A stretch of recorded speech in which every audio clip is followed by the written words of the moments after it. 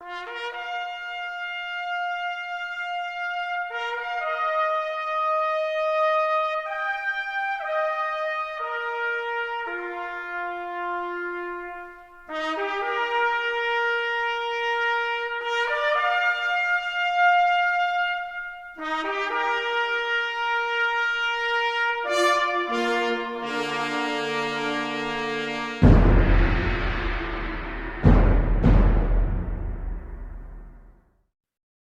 was born in Kansas City, Missouri, and spent most of my childhood in the area of Kansas City, Missouri, and Kansas. My family was always involved in some kind of work, house constructions or other entrepreneurial things, so I kind of grew up supporting their activities and desires.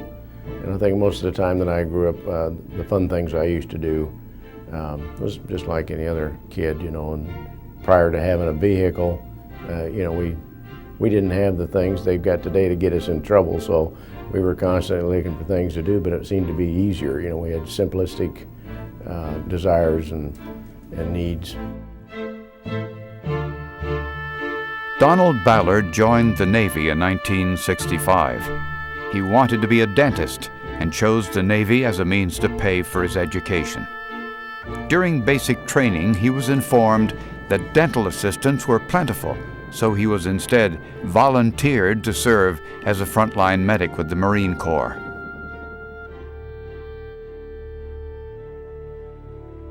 On May 16, 1968, Ballard was returning from administering routine treatment for heat exhaustion when his company was ambushed by the North Vietnamese.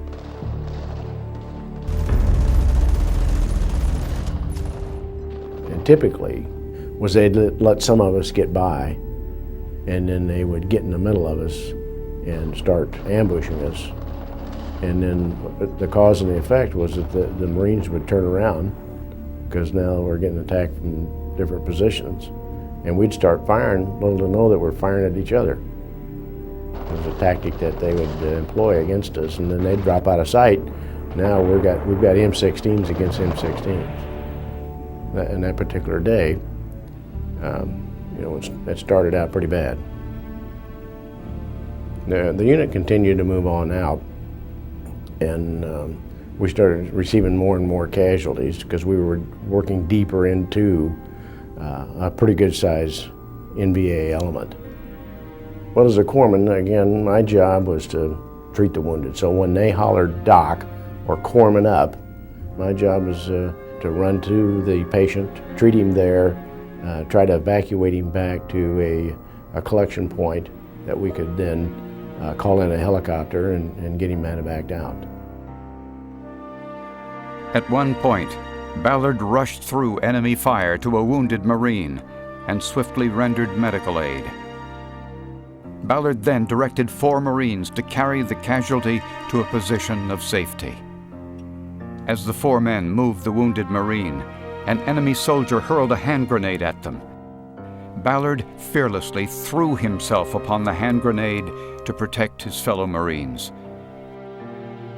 Ballard waited for the explosion for what seemed an eternity, but the grenade failed to detonate. He then rose and continued to treat other Marine casualties in a battle that would rage on for several days.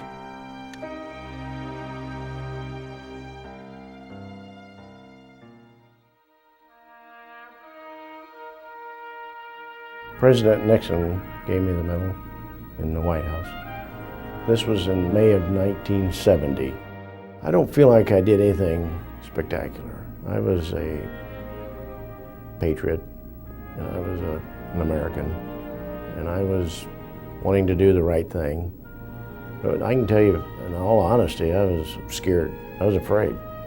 I was not so much afraid of losing my life, but in a sense I was, because I had a wife and 2 children at home. I wanted to get home.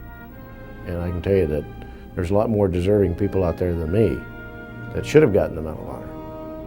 And I was awarded the Medal of Honor basically for just doing my job the best I could do it.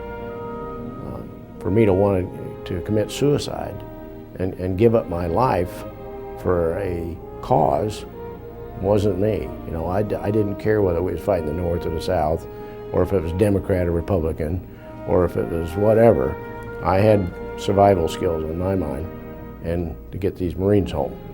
But I wear this medal for all veterans that's ever served in uniform, and I'm very proud to represent the corpsmen, the FMF corpsmen that served with the Marine Corps.